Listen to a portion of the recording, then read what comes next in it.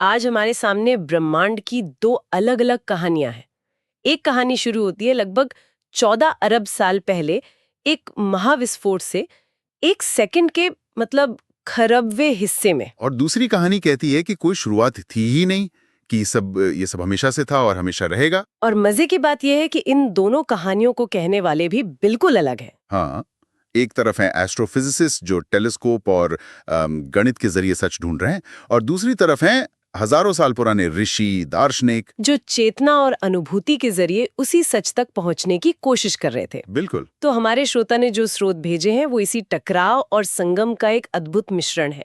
हमारे पास dark matter पे latest research है, यूनिवर्स की टाइमलाइन पे विकिपीडिया के लेख हैं, और साथ ही ऋग्वेद का वो मशहूर नासदीय सूक्त। हाँ, जो शायद इन सबसे बड़ा और गहरा सवाल पूछता है।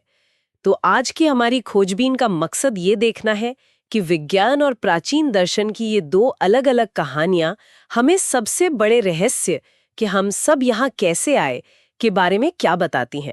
चलिए इस यात्रा पर निकलते हैं। तो शुरुआत करते हैं उस कहानी से जो हम सब ने सुनी है, बिग बैंग। विकिपीडिया के स्रोत के मुताबिक करीब 13.8 अरब साल पहले पूरा का पूरा ब्रह्मांड एक सुई के नोक से भी छोटी, बेहद गर्म और घनी जगह में सिमटा हुआ था, जिसे वैज्ञानिक सिंगुलैरिटी कहते हैं। और फिर बैंग। बैंग तो हुआ, पर जैसा फिल्मों में दिखाते हैं वैसा धमाका नहीं था ये। अच्छा। नहीं, बिल्कुल नहीं। ये स्पेस में हुआ कोई धमाका नहीं था, बल्कि ये खुद स्पेस का ही फैलाव था। और उस पहले एक सेकंड के बाद जो हुआ वो तो मतलब दिमाग चकरा देने वाला है। स्रोत के अनुसार एक सेकंड के बहुत ही छोटे हिस्से में, जिसे इन्फ्लेशन का दौर कहते हैं, ब्रह्मांड एक छोटे से परमाणु से बढ़कर एक संतरे जितना बड़ा हो गया। एक मिनट, ये सुनने में शायद ज्यादा ना लगे, लेकिन ये प्रकाश की गति से भी तेज फैलाव था। एग्जैक्टली, यही तो कमाल की बात है। पर मैंने तो स्कूल में पढ़ा था कि कोई भी चीज प्रकाश से तेज नहीं चल सकती। सही पढ़ा था।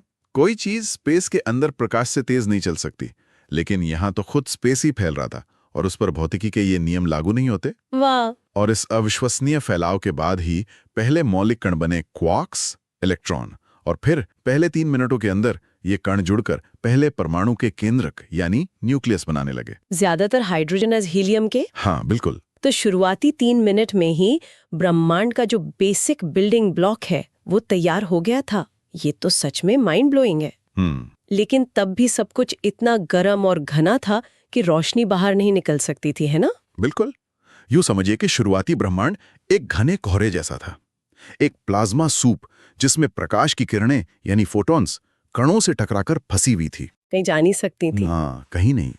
और ये कोहरा लगभग 3,70,000 साल तक छाया रहा। और फिर क्या हुआ?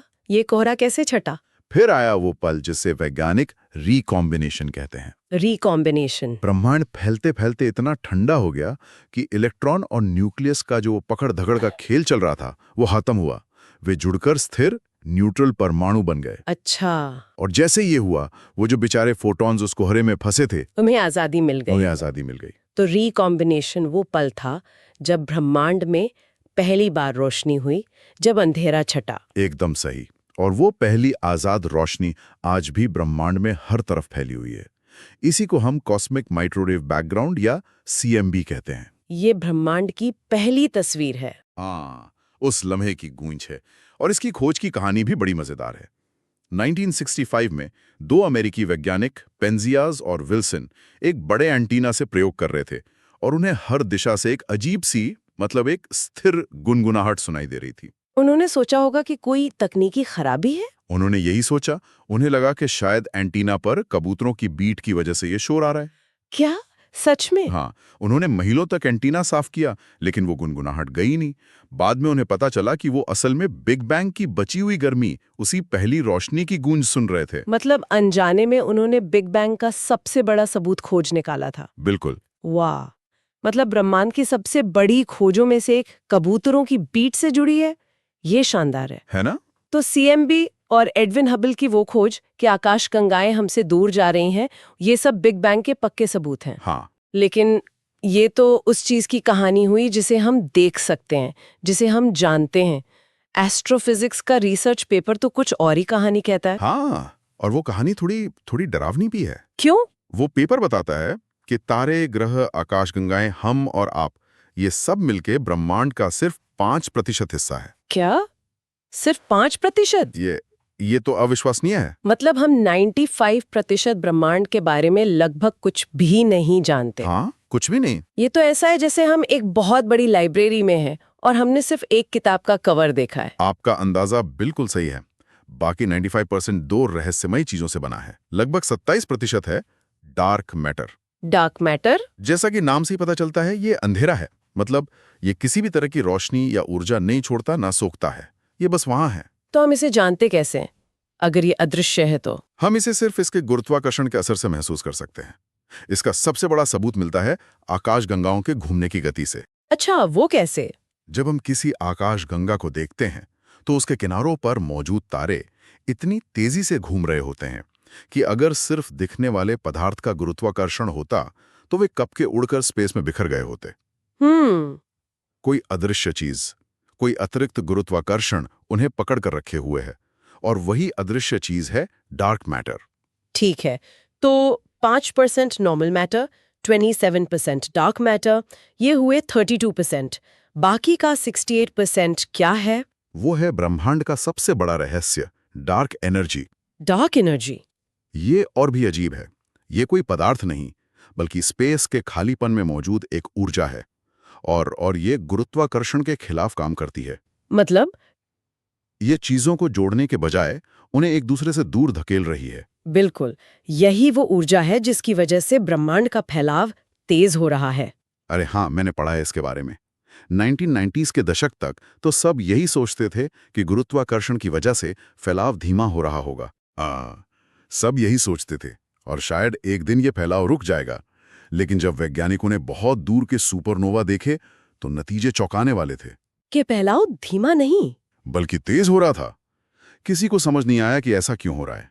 तो डार्क एनर्जी कहना तो बस एक फैंसी तरीका है ये कहने का कि हमें बिल्कुल नहीं पता कि ये क्या है ना? हाँ, एक तरह से आप सही कह रही हैं। हमने बस अपनी अज्ञानता को एक नाम दे दिया है। ये आज की कॉस्मोलॉजी का सबसे बड़ा सवाल है। सबसे बड़ा। अगर बिग बैंग मॉडल में इतने बड़े बड़े गैप हैं, मतलब 95% ब्रह्मांड तो गायब ही है, तो फिर किसी और सिद्धांत की जरूरत ही क्यों नहीं पड़ेगी? क्या इसका कोई विकल्प है? हाँ, विकल्प सोचे गए हैं। दृष्टि IAS के लेख में एक ऐसे ही सिद्धांत का जिक्र है, क्वाजी स्टडी स्टेट कॉस्मोलॉजी या QSSC। QSSC? हाँ, इसे फ्रेड हॉयल और हमारे भारतीय वैज्ञानिक जयंत नार्लिकर जैसे लोगों ने आगे बढ़ाया। यह सिद्धांत कहता है कि ब्रह्मांड की कोई एक शुरुआत या बिग बैंग कभी हुआ ही नहीं। कोई शुरुआत नहीं, मतलब ये हमेशा से था। हाँ, उनके अनुसार ब्रह्मांड हमेशा से अस्तित्व में है और औसतन एक जैसा ही रहता है। लेकिन वो तो फैल रहा है। हाँ, वो फैलता है, लेकिन जैसे जैसे आकाशगंगाएं दूर जाती हैं, खाली जगहों में नए पदार्थ का निर्माण होता रहता है। अच्छा। ये निर्माण मिनी बैंग जैसी घटनाओं में होता है, जिससे ब्रह्मांड का घनत्व वो स्थिर बना रहता है। ये एक अंतहीन चक्र है। एक मिनट, अगर ये सिद्धांत कहता है कि ब्रह्मांड हमेशा से था, तो फिर बिग बैंग के इतने सारे सबूतों जैसे कॉस्मिक, माइक्रोवेव बैकग्राउंड का ये क्या जवाब देता है? बहुत अच्छा सवाल है। QSSC के समर्थकों का तर्क है कि CMB बिग बैंग की गूंज नहीं, बल्कि तारों से आई रोशनी है जो अंतरिक्ष की धूल और गैस से टकराकर बिखर गई है और हमें माइक्रोवेव के रूप में दिख रही है। बिल्कुल। हालांकि ये कहना सही होगा कि आज ज्यादातर वैज्ञानिक बिग बैंग मॉडल को ही मानते हैं, क्योंकि वो CMB के पैटर्न और दूसरे अवलोकनों की ज्यादा सटीक भविष्यवाणी करता है। नहीं है? हाँ, अभी तो नहीं है। फिर भी ये सोचना कितना आकर्षक है कि शायद कोई शुरुआत थी ही नहीं, और ये कोई नया विचार नहीं है। हमारे प्राचीन ग्रंथों में भी तो ऐसे ही सवाल उठाए गए हैं। बिल्कुल। ऋग्वेद का नासिदीय सूक्त तो इसी से शुरू होता है। और क्या खूब शुरुआत है। हाँ, सूक्त की पहली पंक्ति कहती है, ना सदा से नो सदा सा तदानीम। यानी तब न असत था न सत था। सोचिए, ये आज से 3-4 हजार साल पहले लिखा गया था। वो कह रहे हैं कि शुरुआत में कुछ ऐसा था जो हमारे होने मतलब सत और ना होने मतलब असत की सोच से भी परे था। ये तो सीधे सीधे बिग बैंग की सिंगुलैरिटी वाली बात को टक्कर दे रहा है। वैज्ञानिक कहते हैं कि सिंगुलैरिटी पर समय और स्थान के नियम लागू नहीं होते। और यहाँ ऋषि कह रहे हैं कि वो अवस्था होने और ना होने की परिभाषा से ही बाहर थी। बिल्कुल। नव भारत टाइम्स का लेख इसी समानता की ओर इशारा करता है।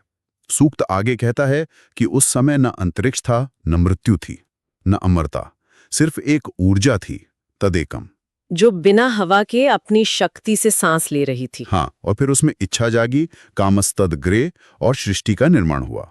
लेकिन जो बात मुझे सबसे ज्यादा प्रभावित करती है वो इसका अंत है। हाँ, इसका अंत इसे विज्ञान के बेहद करीब ले आता है। सारी कहानी बताने के बाद ऋषि अचानक सवाल पूछते हैं, को अद्धवेद कईह प्रवोचत। कौन सच में जानता है, कौन यहाँ बता सकता है? वो कहते हैं कि शायद देवता भी बाद में आए तो उन्हें भी नहीं पता होगा कि ये सब कहाँ से आया। और आखिरी पंक्ति तो कमाल है, स्वंग वेद यदीवा न वेद। शायद वो जो परम अध्यक्ष है वो जानता होगा, या शायद वो भी नहीं जानता होगा। ये तो ज्ञान की पराकाष्ठा है। इतनी गहरी खोज के बाद ये स्वीकार करना कि शायद हम कभी जान ही नहीं पाएंगे। ये वैज्ञानिक विनम्रता का एक शानदार उदाहरण है। और ये जो चक्रीय होने का विचार है, ये भी सिर्फ QSSC तक सीमित नहीं है। सही बात है। हमारे पुराणों की कहानियां भी इसी पैटर्न पर आधारित हैं। श्रीमद् भागवत पुराण और विष्णु पुराण के स्रोत बताते हैं कि सृष्टि और प्रलय का एक अंतहीन चक्र चलता है। हाँ, ब्रह्मा सृष्टि करते हैं, विष्णु पालन करते हैं और शिव संहार। फिर प्रलय के बाद सब कुछ शांत हो जाता है और फिर से एक नया चक्र शुरू होता है। ये कितनी दिलचस्प बात है कि दो बिल्कुल अलग रास्ते, एक गणित और ऑब्जर्वेशन पर आधारित QSSC और दूसरा दर्शन और अनुभूति पर यानी पुराण, एक जैसे नतीजे पर पहुंचते हैं कि ब्रह्मांड शायद रैखिक नहीं बल्कि चक्रीय है। शायद ये पैटर्न प्रकृति में हर जगह है, जीवन, मृत्यु, ऋतुएं, और हम बस उसी को ब्रह्मांड के पैमाने पर देख रहे हैं। बिल्कुल। ये हमें सवाल पर लाता है कि विज्ञान और अध्यात्म के इन रास्तों में रिश्ता क्या है। क्या ये एक दूसरे के दुश्मन हैं? या एक ही मंजिल के दो अलग अलग रास्ते?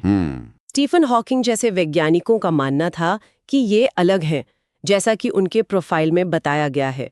उनका मानना था कि ब्रह्मांड को बनाने के लिए किसी ईश्वर की जरूरत नहीं। हाँ, कि भौतिकी के नियम जैसे गुरुत्वाकर्षण खुद ही शून्य से ब्रह्मांड बना सकते हैं। ये एक शुद्ध वैज्ञानिक दृष्टिकोण है। वहीं दूसरी ओर भारतीय दर्शन इन्हें विरोधी नहीं मानता। बिल्कुल नहीं। विज्ञान जहां समाप्त होता है वाला लेख कहता है कि विज्ञान मतलब विशेष ज्ञान, बाहरी दुनिया को समझने का तरीका है।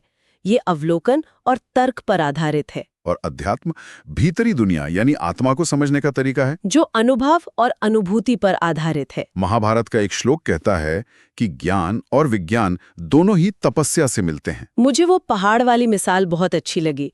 विज्ञान एक पहाड़ की ऊंचाई नाप सकता है, बता सकता है कि उसकी चट्टानें किस चीज से बनी हैं, उसकी उम्र क्या है। हाँ। लेकिन जब आप उस पहाड़ की चोटी पर खड़े होकर चारों ओर देखते हैं और जो विस्मय, जो आश्चर्य महसूस करते हैं, वो अध्यात्म है। एकदम सही कहा आपने। एक आपको कैसे का जवाब देता है, दूसरा क्यों की भावना जगाता है। विज्ञान ब्रह्मांड का व्याकरण है और अध्यात्म उसकी कविता। दोनों ही सच के अलग अलग पहलुओं को उजागर करते हैं। आज की हमारी ये यात्रा भी कुछ ऐसी ही रही। हमने बिग बैंग की गणितीय प्रिसिजन से लेकर नासतीय सूक्त के दार्शनिक सवालों तक का सफर तय किया। डार्क मैटर के रहस्य से लेकर सृष्टि के अंतहीन चक्रों तक। ये सारे स्रोत हमें एक ही बात दिखाते हैं। हाँ, चाहे हम हबल टेलीस्कोप से अरबों प्रकाश वर्ष दूर देख रहे हों या अपने भीतर गहरे ध्यान में उतर रहे हों, इंसान ने हमेशा ऊपर देखकर या अंदर झांककर एक ही सवाल पूछा है, क्यों और कैसे। तरीके अलग हो सकते हैं, भाषा अलग हो सकती है, लेकिन वो जो मौलिक जिज्ञासा है वो हम सब में एक जैसी है। बिल्कुल। और शायद श्रोता के लिए अंतिम विचार ये है, नसाध्य सूक्त अनिश्चितता और विनम्रता के साथ समाप्त होता है। शायद वो भी नहीं जानता होगा। और आज हजारों साल बाद आधुनिक ब्रह्मांड विज्ञान भी एक ऐसी ही जगह पर खड़ा है। हमारे पास कॉस्मोलॉजिकल कांस्टेंट प्रॉब्लम जैसी पहेलियां हैं। यहाँ हमारे सिद्धांत जो अनुमान लगाते हैं और हम जो असल में देखते हैं उसमें 10 की घात 120 का फर्क है। ये विज्ञान के इतिहास की सबसे बड़ी विफलता है। शायद इन सभी स्रोतों से सबसे बड़ी सीख कोई अंतिम उत्तर नहीं है, बल्कि ये एहसास है कि हम जितना अधिक सीखते हैं उतना ही हमें पता चलता है कि हम कितना कम जानते हैं। और क्या हो अगर ब्रह्मांड के बारे में सबसे गहरा सच यही हो कि वो हमारी समझ से परे मौलिक रूप से रहस्यमयी होने के लिए ही बना है। शायद जवाब ढूंढना नहीं, बल्कि उस रहस्य के साथ जीना ही असली ज्ञान